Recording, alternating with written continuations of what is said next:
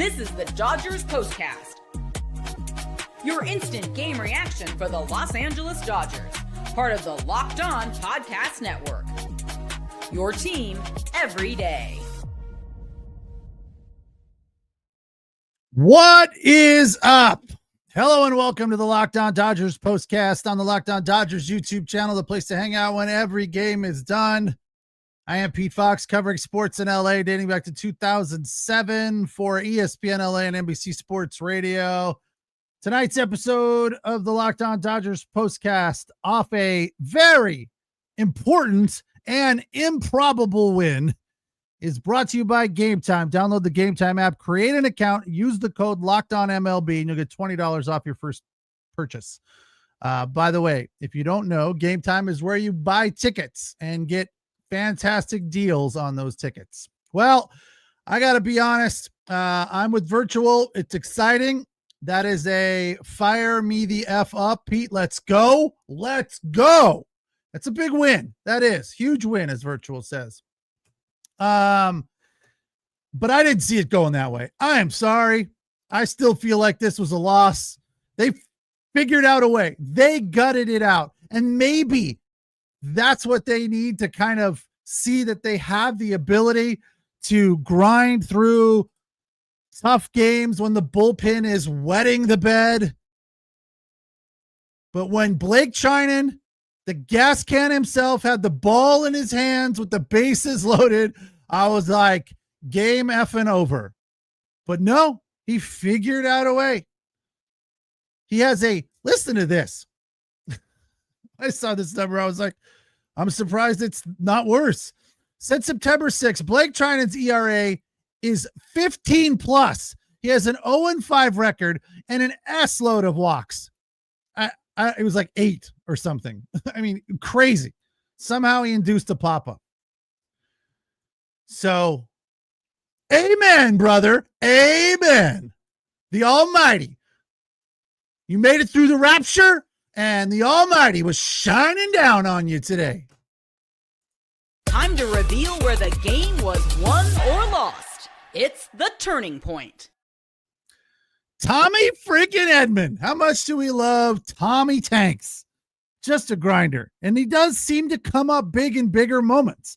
That's kind of the only thing I have in the back of my mind. The Dodgers still kind of have a chance of making a deep run, because they do seem to get up a little bit in bigger moments, right?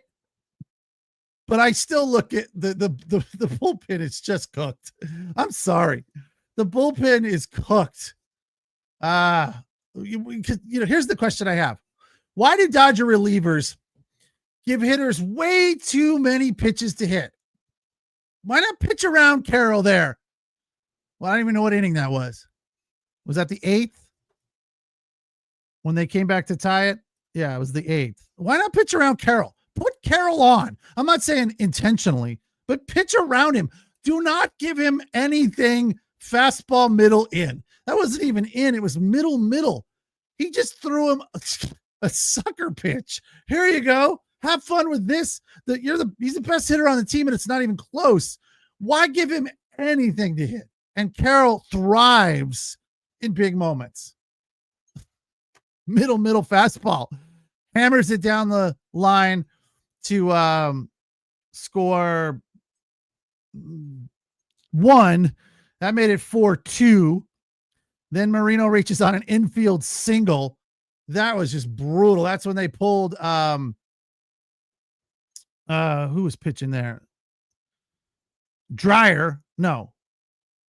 Vesia. Yeah, Vesia had a rough one tonight. I've been like he's up, like I've said before. Vesia and Banda are way up on my trust tree. Their branches are pretty strong. Tonight, Vesia's branch got loosened a little bit, weakened a little bit. He gave up 3 runs on 2 hits, but Enriquez, of course, surrendered them with 2 hits. One of them, he threw some good off-speed pitches to Moreno. Then that little nubber out in front of the plate, Rortvedt came up and just fumbled it. But it was 0-2 to Del Castillo. And then Rortvedt dropped the 3rd strike. You don't have to catch, like, they made it sound like Joe made it sound like Rortvedt dropped that ball and he's really disappointed with himself because that was the third strike. By the way, I'm sure Joe Davis knows this, but the way he was talking tonight, it didn't seem like he does.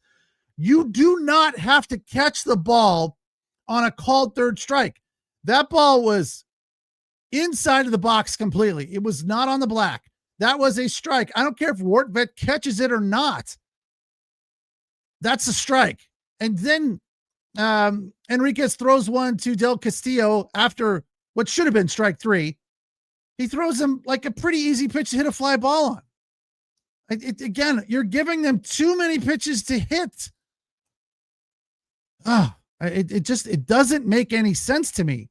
They seem to go brain lock. They don't start. They stop thinking. They don't say, listen, what's the right pitch in this moment? No, I was going to throw. Let's throw it up there.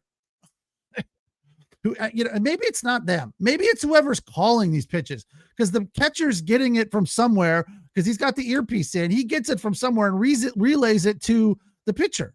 So whoever it is calling these pitches has his head lodged severely up his backside. I mean, they have to own up and take some credit for this lack of efficiency from the bullpen, because they're just calling bad pitches.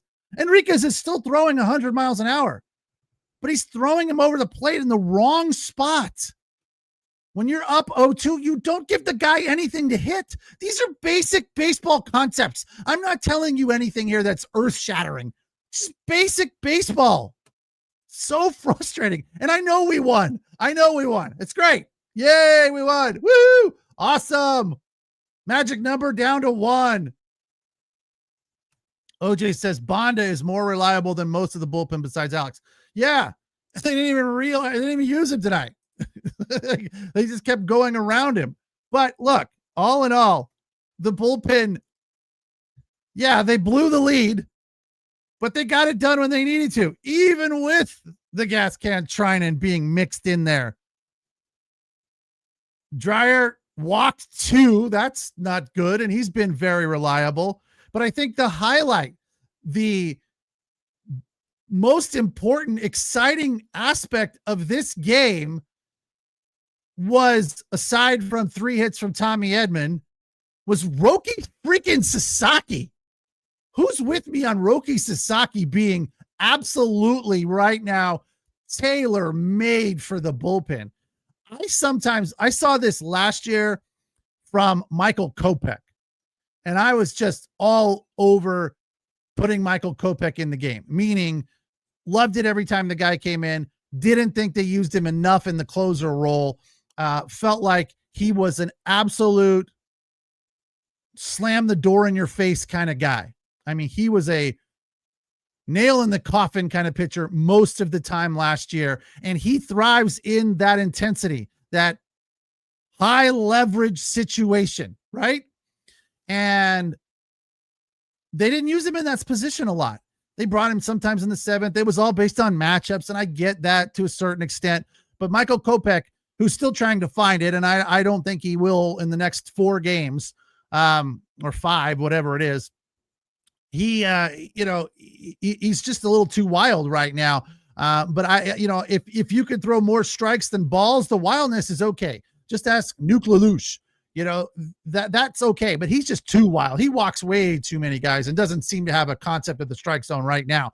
But the point is that last year down the stretch, he did, and he would thrive in that moment when it was intense. And when they put him in lower leverage situations, he wasn't quite as good.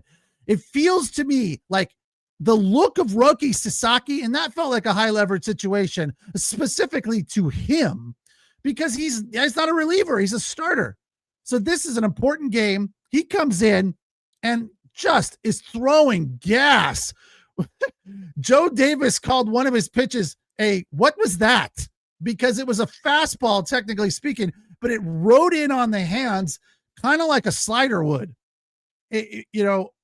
or a slider from a left-hander to a right-hander, or a screwball sort of coming in on a right-handed hitter is it did. His fastball had movement middle in on right-handed hitters, and he was throwing 100 miles an hour and seemed to be thriving in the moment.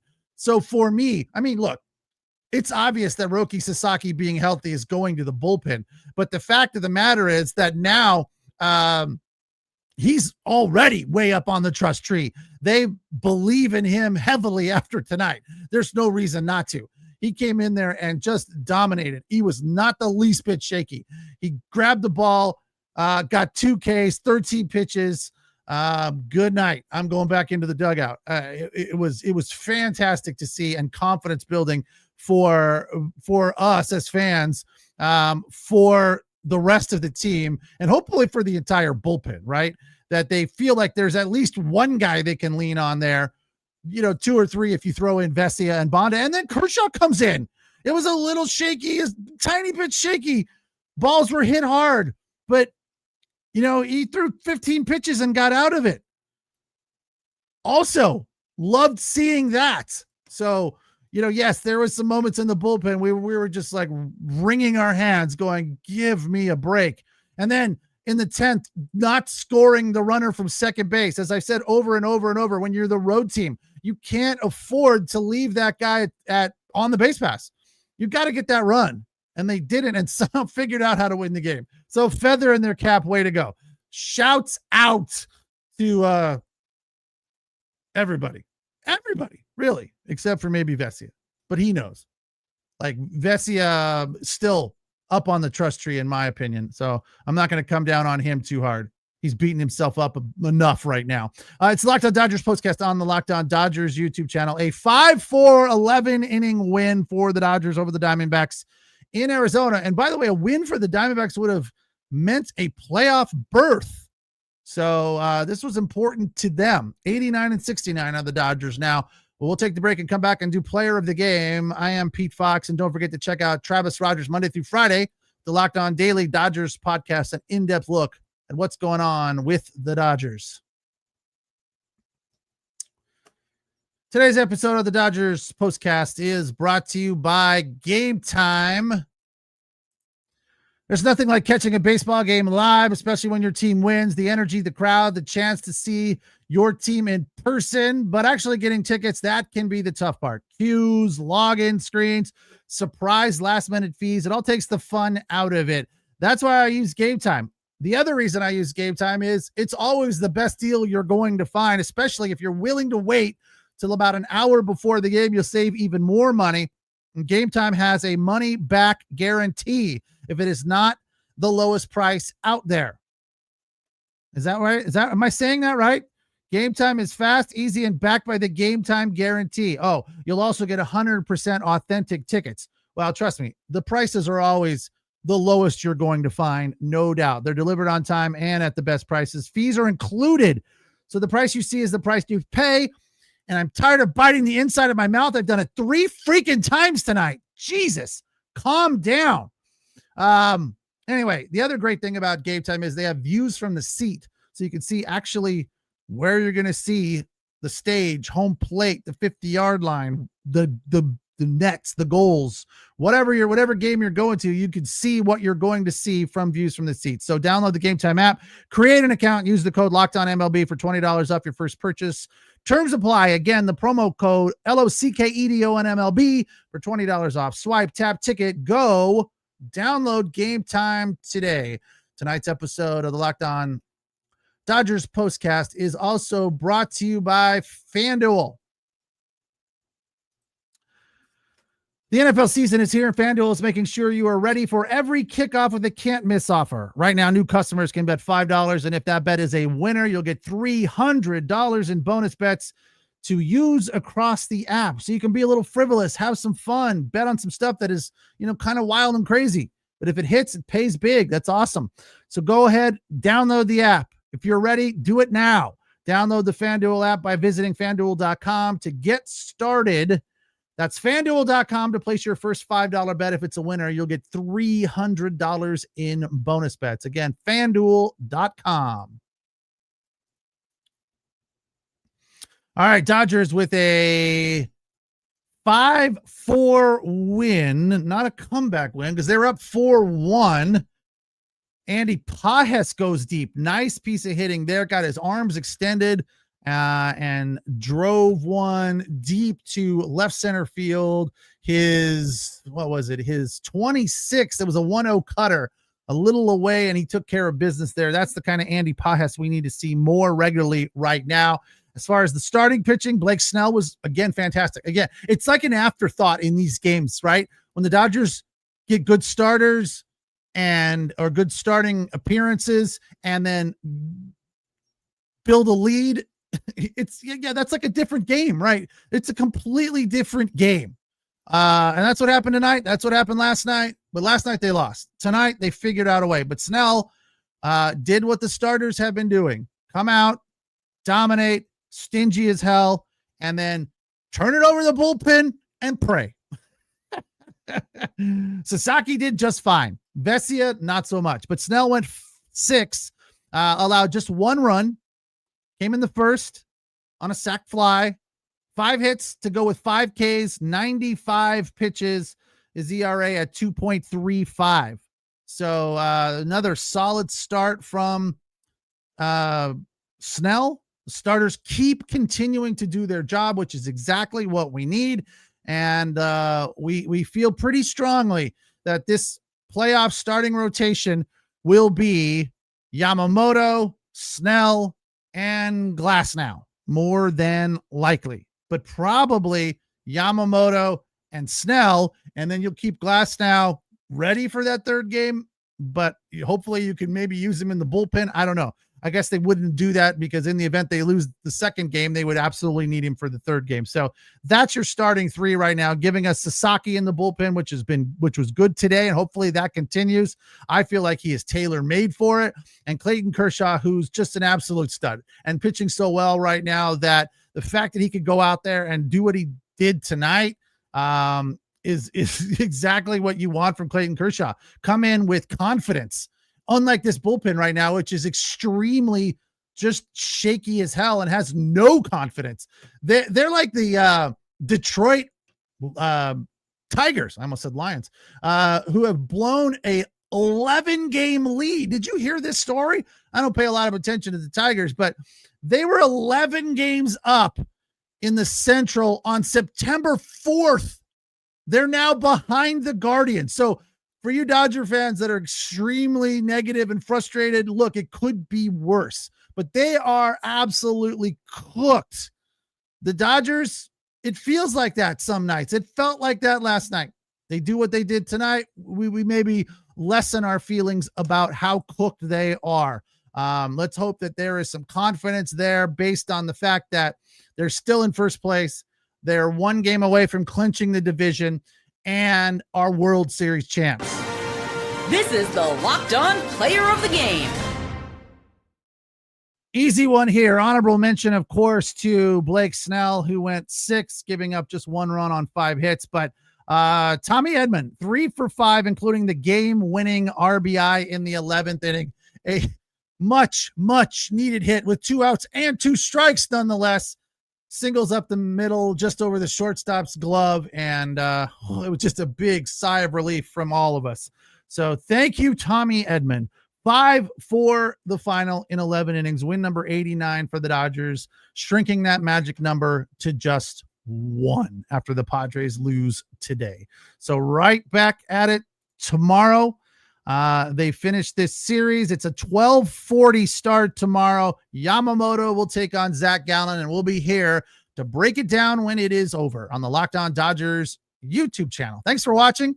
Thank you for listening. And of course, as always, thanks for your comments. We appreciate them. Even from you tonight, Evan. Evan said a couple of nice things, and not all in all caps either. So, nice night from everybody, including Evan. He's being friendly. Going by the philosophy, you get more flies with honey than salt. Anyway, thanks for watching. Thanks for listening. And thanks for the comments. We'll talk tomorrow again. 12:40 start. Yamamoto will take on Gallen. We'll be here to break it down when it is over. Take care. Have a good night.